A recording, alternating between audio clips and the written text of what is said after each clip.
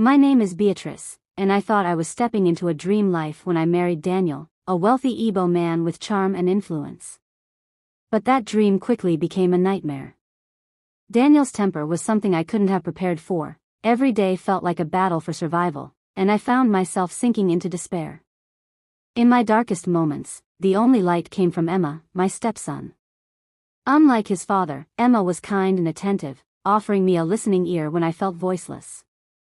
We grew close, not just as stepmother and stepson, but as two souls trying to navigate the stormy waters Daniel created. Emma became my protector, my ally. Together, we devised ways to shield me from Daniel's wrath. But as we spent more time together, our bond grew complicated. It turned into something neither of us could fully understand. It all unraveled when Daniel discovered the depth of our connection. The consequences were devastating, like a wound that cut through the fabric of our lives. Now I'm left to piece together the shards of a life I never anticipated, questioning every decision that led me here. Daniel's rage, when he discovered the truth, was like a storm that couldn't be contained. He confronted me and Emma in a way I'd never seen before, a mix of fury and betrayal that threatened to destroy us both. I can still hear his voice echoing in my head, the accusations, the threats. Emma tried to shield me, standing between us like a wall of courage, but it only seemed to provoke Daniel further. That night, I thought I wouldn't make it out alive. The days that followed were a blur. Emma was sent away, banished from the house, and I was left to face Daniel's wrath alone. He didn't raise a hand against me, but his silence was worse. The air in the mansion grew heavier with each passing day, the walls closing in around me. I tried to reach out to Emma, but Daniel had cut off all communication. I was trapped, suffocated by guilt and fear. And then something unexpected happened. One evening, I found a letter slipped under my bedroom door. It was from Emma.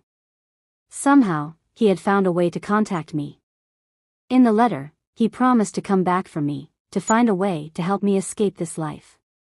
His words were like a lifeline, pulling me out of the darkness and giving me a reason to hold on.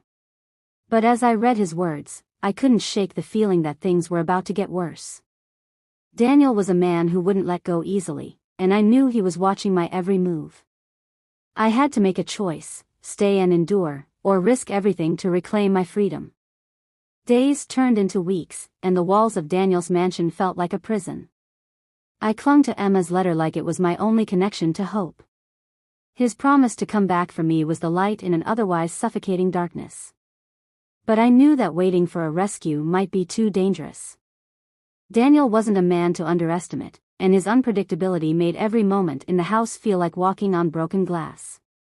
One night, as I sat by the window staring out at the sprawling estate, I noticed something unusual. Daniel's routine late-night outings were cancelled, and instead, he lingered in his study. The house staff whispered about his foul mood, and I had an eerie sense that he was planning something. It was then that I realized I couldn't wait for Emma. I had to act. I began gathering what little I could, a few pieces of jewelry, enough cash for a taxi, and the courage I buried deep inside. But escaping wasn't going to be easy.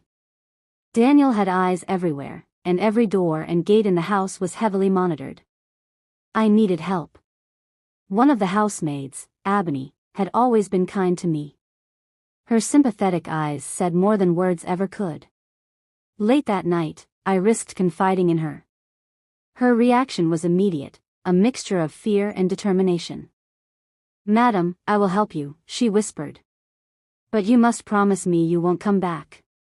Daniel's not a man who forgives." We spent the next 2 days planning. Ebony arranged for a driver she trusted, someone who could smuggle me out without raising suspicion. But as we finalized the details, something unexpected happened. Emma returned. He appeared on the estate without warning under the pretense of retrieving some belongings. I caught sight of him from my bedroom window, and my heart leaped with a mix of joy and dread. What was he thinking? Daniel would never allow him back without suspicion. That evening, as Emma dined with Daniel, I slipped a note to him through Ebony. The note was simple: "I'm leaving tomorrow night. Be safe. Don't come after me." But Emma didn't listen. Later that night, he found me in the library. His eyes were filled with worry. "You can't do this alone," he whispered, his voice trembling. "Let me help you." "Emma, you don't understand," I said, fighting back tears. "If he finds out you're helping me, he'll destroy you too." But Emma was resolute. "I'd rather face him than leave you to suffer." The next night, everything came to a head. As I crept out of the house with Ebony's help, Emma insisted on distracting Daniel to buy me time. It was a risky move, and I knew it could cost him dearly. As I ran through the garden toward the waiting car, I heard shouting from the house. Daniel had discovered something was wrong. My heart raced as I climbed into the car, praying that Emma would be safe. The car sped off into the night, but my freedom came with a price. The image of Emma standing bravely against his father haunted me, and I couldn't shake the feeling that this was far from over. Now, in a small apartment far from the estate, I tried to rebuild my life, but the scars of that night remain, and so does the fear that Daniel isn't finished with me. And then there's Emma. Wherever he is, I know he's still fighting for me, and for that, I never stopped fighting for myself. Weeks turned into months, and while I was free from the physical confines of Daniel's estate, the emotional chains were harder to break. I lived in constant fear that he would find me, retaliate, or harm Emma for his role in my escape. Despite my attempts to move on, the nightmares of that night persisted. Every time I closed my eyes, I could hear Daniel's shouts and see Emma's face, resolute and unyielding as he confronted his father. One morning, a letter arrived at my doorstep. It was from Emma. In it, he reassured me that he was safe.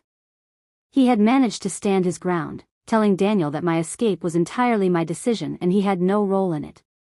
Emma's bravery had bought me the time and space I needed to rebuild my life, but it came at a cost. He was no longer welcome in his father's home. The letter ended with a promise: "Live boldly, Beatrice. You deserve to find joy again, and I'll always be here if you need me."